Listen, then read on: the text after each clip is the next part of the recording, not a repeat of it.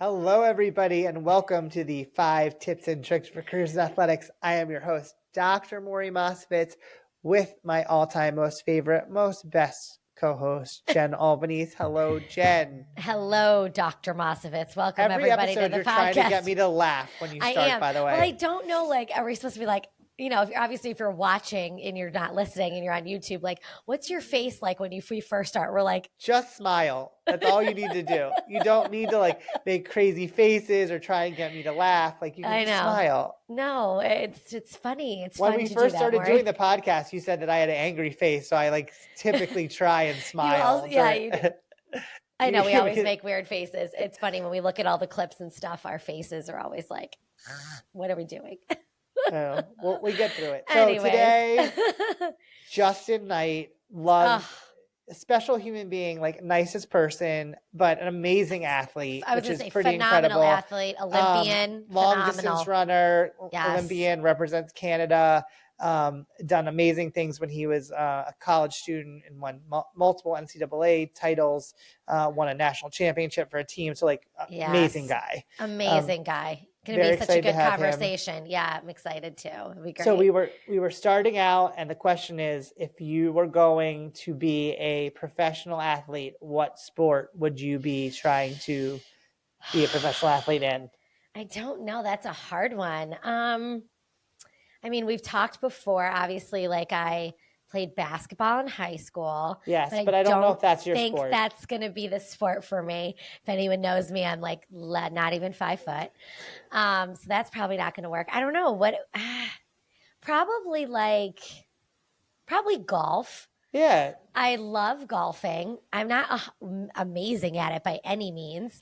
But I think that's a sport where if you really just work at it and practice, I mean, there has to be some natural talent there. Obviously, like if you look at like current world of golf, like, you know, there's got to be some natural God-given talent there. But you got to get your 10,000 hours in. Exactly. But I feel like if you really like work at it, you get better. Like the more you play, the better you play. Absolutely. So I think that might be mine. Because I don't think it really matters how tall you are when you play golf. So that also kind of helps. What about you? What would you do? I'm going to go really realistic here. And I'm going to say curling. I'm going to go with curling. Yes. I think I could like get that broom going like the best of them. But I also feel like you're very like hyper. We talk a little bit. But that's if you're doing the broom, you can like you go too fast. Like what if you go too fast? I could control it. I feel like I could like do it, and like I feel like if I have the right boots, I'm not going to slip on the ice. Like I feel like it's something that I reasonably could work hard at and be like very successful at. I think I could.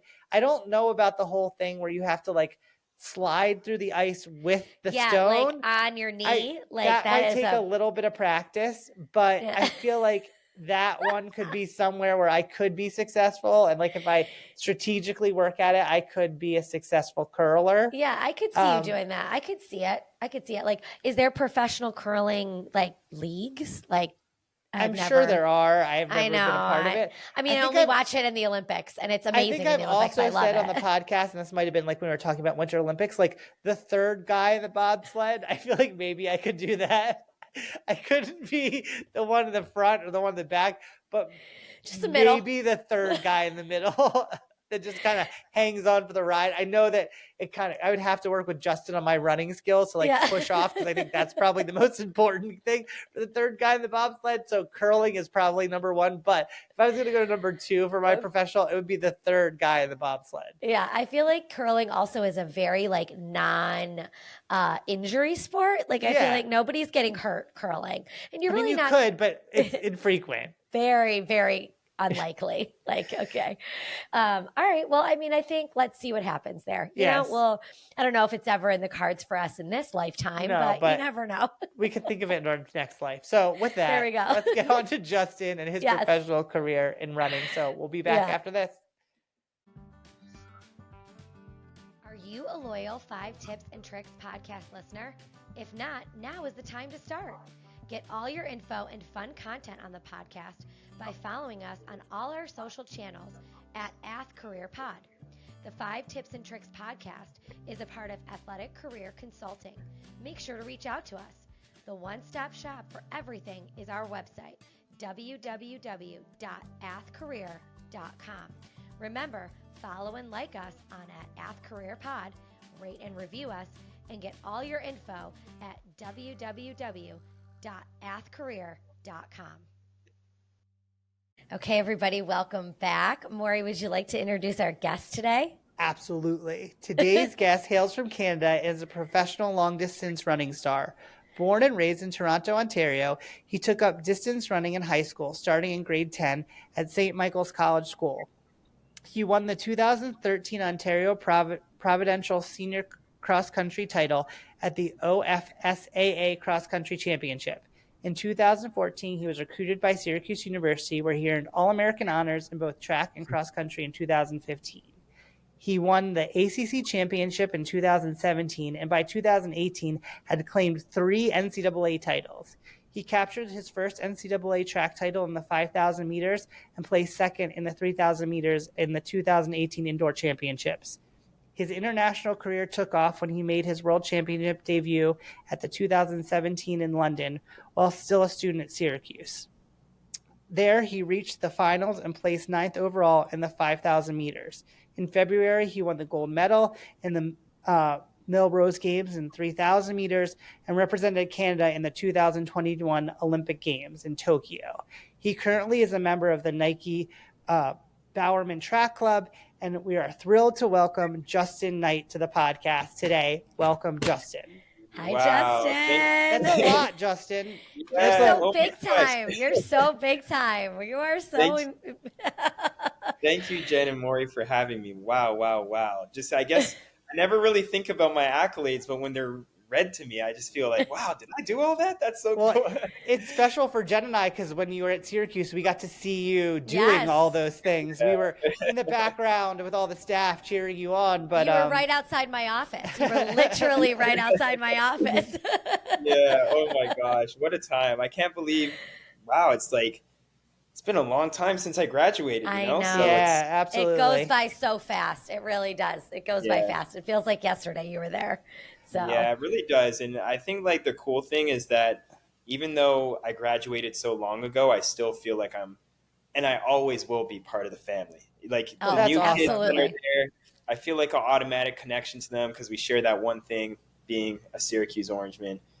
It's really awesome. Well, we appreciate that, and we're so excited for your success and so happy that you can join us and tell people kind of your thoughts on what it is to be a professional athlete, just not something that everybody gets to hear about all the time, and people that are aspiring to be involved in the world of athletics, and just hear your thoughts. So with that, what's a tip that you'd have to give someone that wants to do what you're doing? You know what? The first tip I'm going to give you is probably a tip that some high schoolers and collegiates have heard me give them before, but I think it's an awesome tip, so I'm going to share it with you guys. I think the first one is to not wait for it to be your turn, but make it your turn. And Absolutely. I think when I was at Syracuse, a lot of people kind of look at my progression and they can't believe how, at least in track and field, times-wise, they saw me cut off a lot of time and improve and go from being the 7th best guy on the team to leading my team, being All-American and stuff. And one of the ways that I was able to accomplish that was I didn't look at all the people that were in front of me. As I said, I had 7, 8, maybe even 9 guys on the Syracuse team that was better than me. Talented team. You were a very talented team. Yeah. But I never once felt overwhelmed. I just thought wow, it's such an honor to be on this team, and who do I want to be like? And that guy in the moment was Martin Heher, who was our best guy on the team. And I had kind of blind eyes. All I was doing was just watching him, how does he move? What does he eat? How does he handle workouts and stuff? And, just being able to follow him and try to catch up to him and not wait for him to graduate was kind of what elevated me to be the guy I am today. That's awesome. And what a good tip for people that may not even be a professional athlete, but also wanting to be in the world of athletics of you can't let it come to you. You have to kind of go to it. You have to find that inspiration that gets you ahead. Because it doesn't get handed out to you, right? It takes a lot of work. It takes a lot of effort, and you need to look at those people that you respect and emulate and try and figure out what's making them be successful and bring that into your own world. So it's pretty incredible.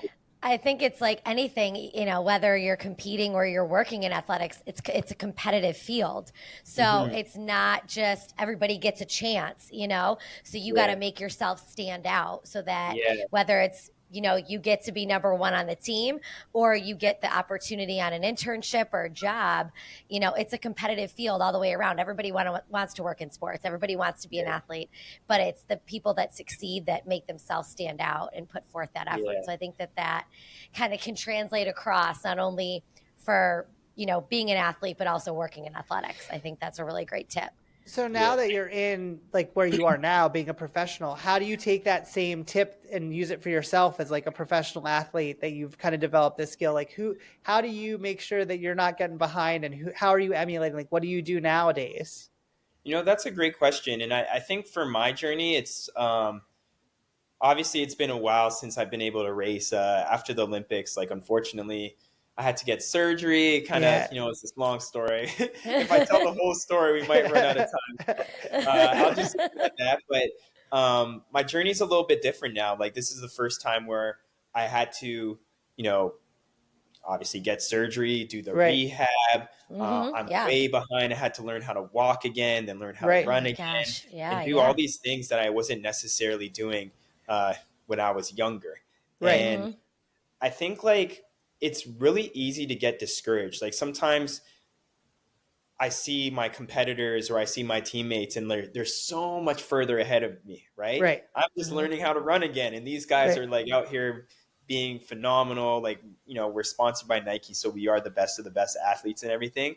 And I'm not going to lie, even as a professional, like, sometimes it was a little overwhelming for me and I would start to feel down, but I had to realize is like, you have to win your day. You can't be necessarily focused on what other people are doing. And I try to take the same concept that I just explained to you and realize that, yes, my goal is still to be an Olympic gold medalist, but there's many different paths to get there. So I can't be necessarily looking at my teammates and being like, oh, I got to do exactly what they're doing. Maybe I got to cross train and do this, that, the next. And my path to the Olympics is going to be different, but we still like to look at who's number one and try to put it down. I'm sorry, that was a very roundabout answer. No, it's awesome. That was great. You compete with others and compete with yourself. You know, you try to compete with yourself. Like you said, win the day for yourself, and then you feel like you've succeeded at something. So I love that. That's great. Awesome. That's an awesome first tip. Okay, what do you got for number 2? What would you give someone as a second? I think the second tip that I'm going to give is, and I'm not sure entirely like how I want to phrase this, but the gist of it is that you can always learn something from somebody. You should never think that just because you're in a higher position than someone that they don't have something that they can teach you. And the example that I'll give with this is like when I got to Syracuse, my roommate, he was a walk-on the team. He wasn't on scholarship or anything. Still, you know, a pretty good athlete, but like he wasn't in our top 5, top 10. And, you know, I love that guy. He was awesome. Like he's a good guy. He's a really, really good dude. And I remember like there's times when I was a sophomore and I already kind of made myself to be like the number one guy on the team. And I used to ask my friend and my roommate / teammate. His name was Andy, actually. I don't know why I'm trying to... I was going to say, you can say his name. Give him a shout out. I don't know why I'm trying to dance around his name. His name is Andy. And when I used to ask Andy, like, he would go race, and he would never be in the same race as me. But, you know, I'd ask him about his race. And one, because I cared, because, you know, we were friends, and I genuinely cared on how he did. But 2, I used to ask him about his races because I would be like, well, when you were in the back of the race and you felt trapped there and you need to get out and move up front, like, what did you do? What were some of the tactics that you had to display in the race to get to the front? Or, oh, when you were tired, you know, what did you do mentally to kind of keep yourself in the race? Or, you know, many different questions, right? Yeah. And me and Andy were in two very different positions at Syracuse, but there's a lot of times where he gave me advice on stuff. He might not even know this, actually. Yeah. But, Yeah. Andy, if you're listening, thank you. Yeah, Andy. Thank you. But he gave me so much good advice. And there was never an ego to it, because I never looked at Andy as lesser than me. And I always thought that, his opinion and his situation and his races were just as valuable as mine, just because he's going through something back here. Sorry, I'm off the, just because he's going through something back here doesn't mean I can't apply it to what I'm doing up here. So that would be the one area of advice too that I'd give. No, that's great.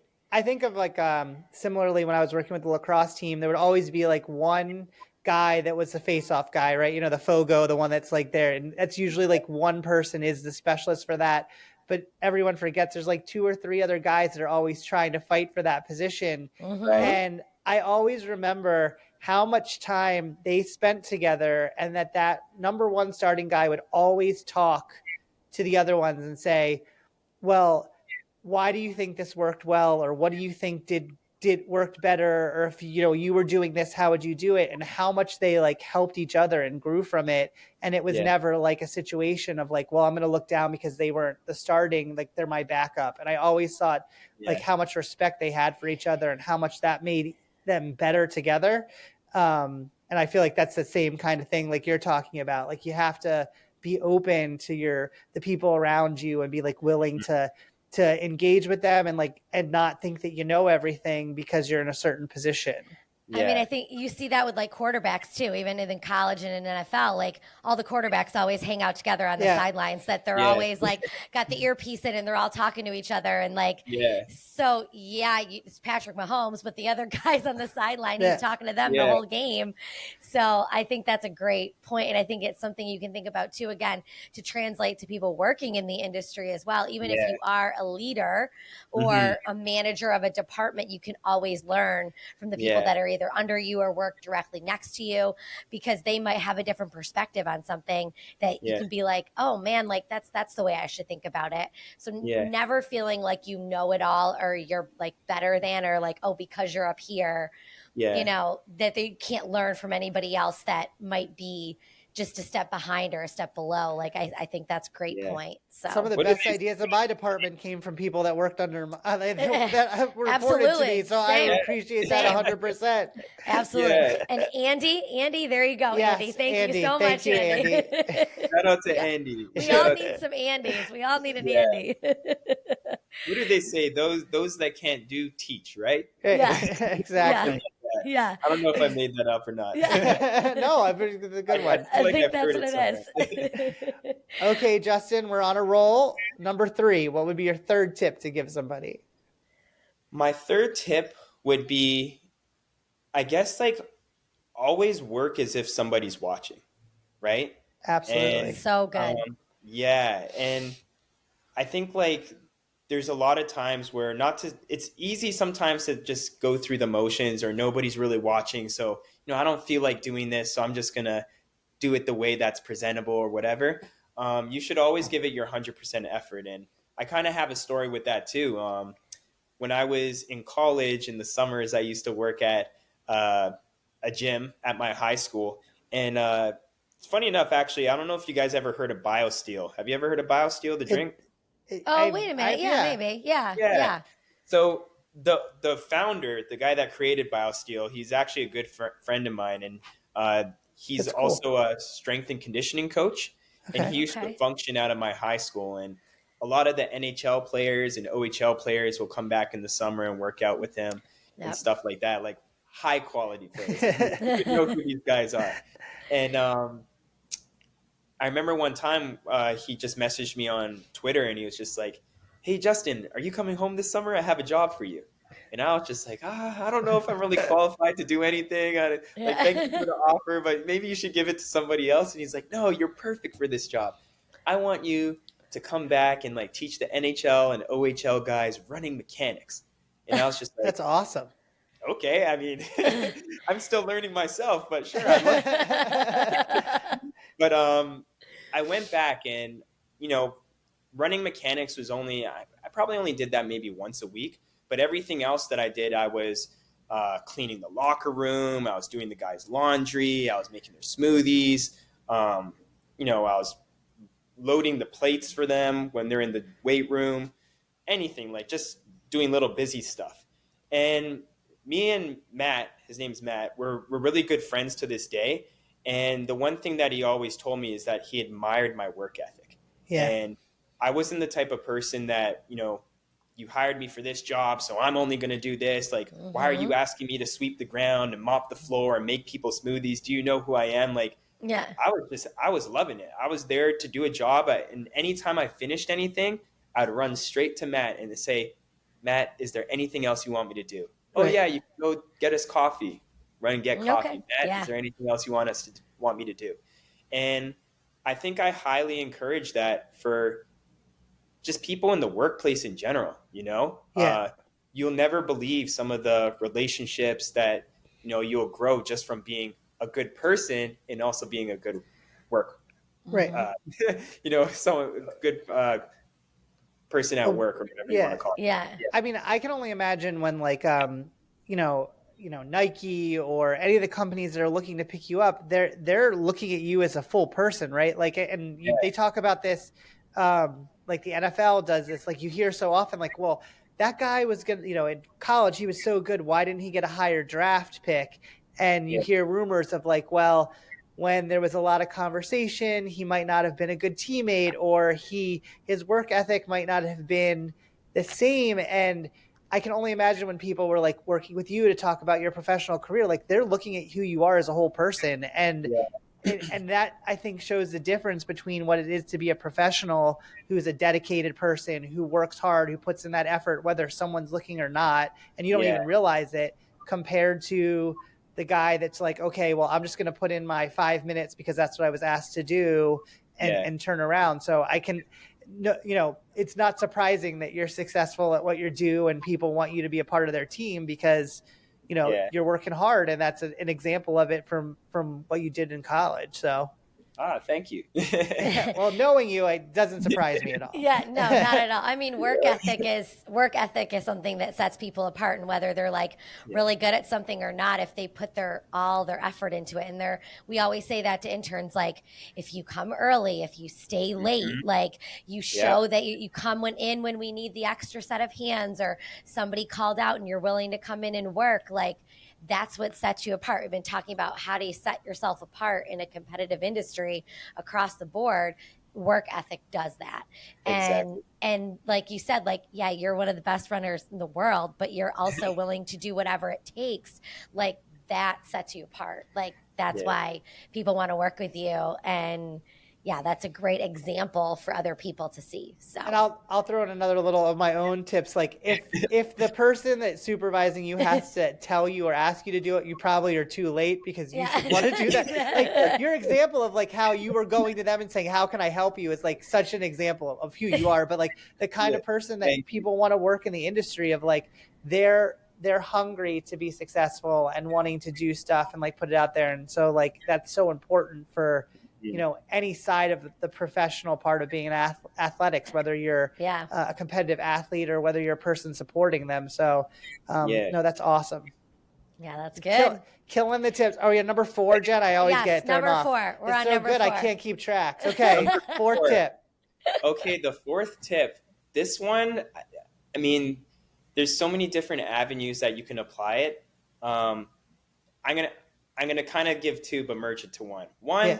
I think you should always surround yourself with people that you want to be like, right? You don't want to put yourself in situations where like, someone that is not doing something right or whatever. You always want to be in the right group and be with people that you want to emulate.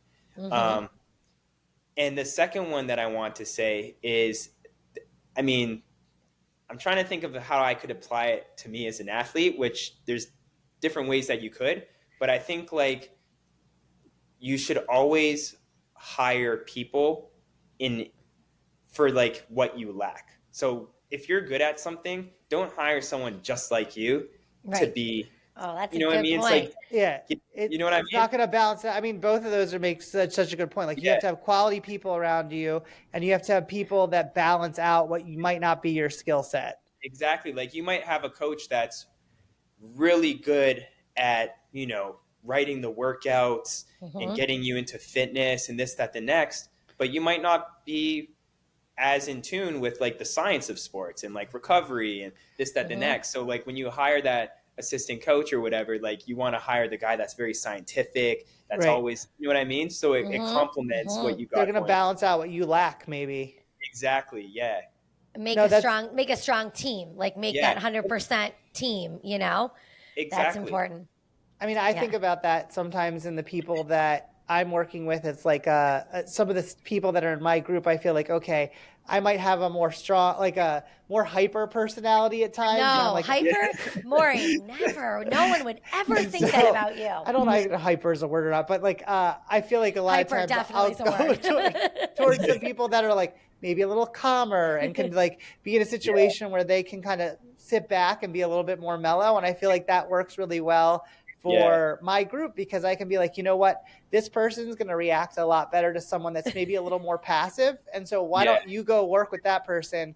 But I'm telling you, I need like this person needs someone that's going to really be on them and be on top of that's my role. So that's your role. That reminds me, like a lot of coaches do that. They always do like a good cop, bad cop. Exactly. Cool, it's like coach that everybody can talk to, and then there's the coach that's like all business. Like strict and wants you to do everything. Yeah, exactly. But to go back to the first part of your point, I will never hire anyone that I don't feel like is a good person to be around in the unit, or it's not going to work at all anyways. Exactly. Yeah, exactly. Yeah. We always say, like, I have to like you as a person, because in any type of sport, whether you're on a team or whether you're working in sports, like you're spending a lot of time with these people. If I don't like you as a person, or I don't feel like you're going to fit with our group, it's not going to work. So it's got to feel like a family. We said that, you know, like always feeling a part of a family. And that's what sports is in any aspect. So that's a big part of it. And you have to trust them and think that they have your best interests at heart. They're not there to take advantage of you. I'm sure that's a big thing for athletes. Like, you know, you're working really hard. You want people that around you that are building you up, not pulling you back. So those are really good, important things for people to remember.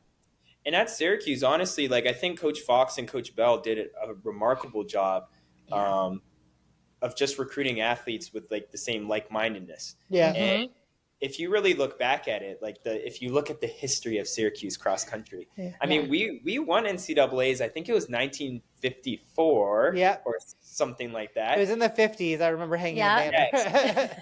There was I wasn't the one that did. I remember hanging the new banner, not the 54, like the original one.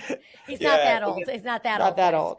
Not that old. But there was like a drought for a little while, you know, like things happen. Sometimes teams go through droughts and stuff. And, you know, they did a really good job of building the program back. And if you look at the recruits that we had that built the national championship team, a lot of them weren't like that 4-star. We never did stuff by stars anyways, but you know, but they weren't like 4-star, 5-star athletes. Like a lot of them were like maybe 2.5, maybe 3. And I think the difference with us was like, we just had that work ethic. All of us, like none of us had an ego. We came in with a chip on our shoulder. We came in with the mentality like, we don't care if Colorado won 3 years in a row. Why can't we win this year? Right. And prove yourself. Want to prove yourself. Yeah. Yeah. Well, and then you did it. And you were super successful. So then you did it. And also, I wanted to give a shout out to, I think his name's Ben Anderson, maybe. He just got my mile record at Syracuse. Oh, really? Yes. Oh, that's so exciting. Oh, we're going to look at that one. I didn't see that one announced yet. That's really cool. And I think, like, to be honest, as an alum, like, I'm never the guy that, listen, records were made to be broken, right? Exactly. Like, nobody's going to have a record forever. And it's like the most awesome thing when you're an alumni that you see, you know, the younger generation, the people that you hope succeeding, you inspire. Yeah. Succeed, and like part of that's like breaking this old man's record. Like. Oh, that's awesome. So shout out to I think it's Ben. I apologize if I get his name wrong, but I think he did phenomenal. That's to check it incredible. out. That's awesome. Yeah. All right, Okay, Justyn, last one. Last big one. So what do you know now that you wish you knew then? So what do you know now at this point in your career that you wish you knew at the beginning of it?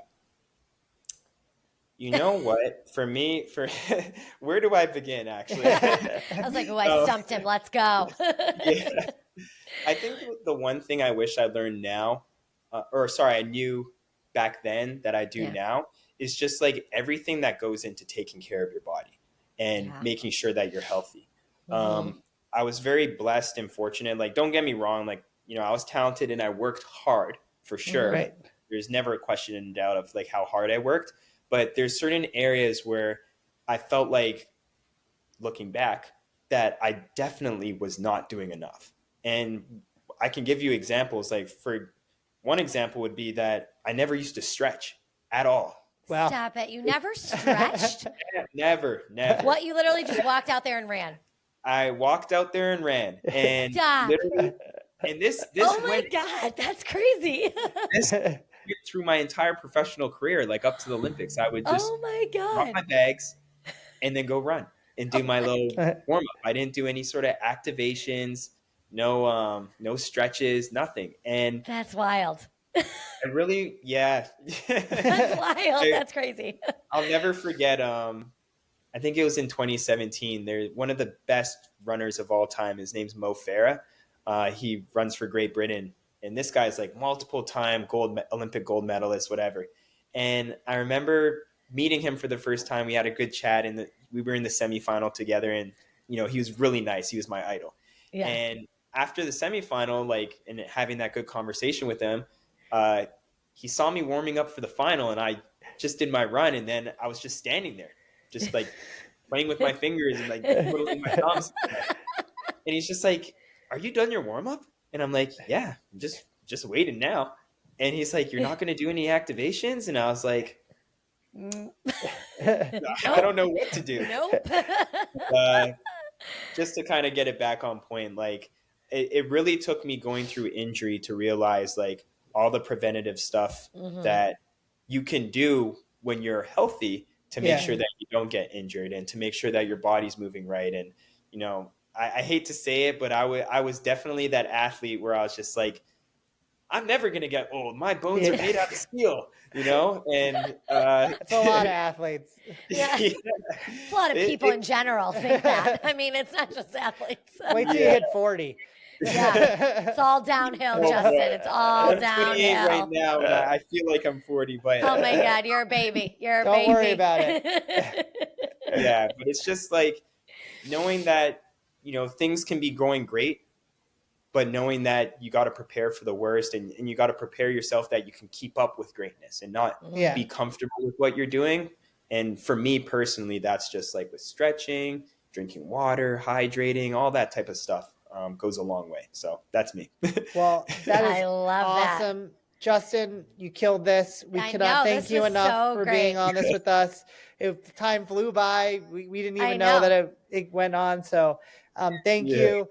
I don't know. Do you have any socials or anything that you want to promote that you're doing that you'd like to say out to those people that are listening to the podcast? Oh, yeah, for sure. I mean, you can always follow me on Instagram. It's Justyn, JUSTYN. .night. I try to post. You got some good stuff on there. Yeah, I got some good stuff on there, and definitely this season, we're racing this season. It's been almost 4 years since I've raced, unfortunately, but this year we're ready to go after it. So if you want to follow my journey, we're gonna be watching and cheering you on from up in Syracuse. So and make sure you come back again and visit, and we'll catch up. I know you love to come back, and we love to have you. I know we love to have you. So thank you so much. This was great. Thanks, Justyn. And for everyone out there, thank you for joining us at the podcast today. Please make sure to follow us on all our social platforms and follow us on all of your podcast platforms. Jen, do you want to throw out all of our handles? Yep. So on social, it's at @AthCareerPod. So make sure you're doing all that. We appreciate it, and follow us for all the content and whatnot. And again, this was such a great conversation. So thanks everybody, and thank you, Justyn. Bye. Bye, everybody. Bye. Take care. If you like the 5 Tips and Tricks podcast, make sure to subscribe on your favorite podcast platform. You can rate and review us, including questions that may be answered on future episodes. The 5 Tips and Tricks podcast for careers in athletics is part of Athletic Career Consulting. Check us out at www.athcareer.com. Don't forget to follow and like us on your top social media platforms.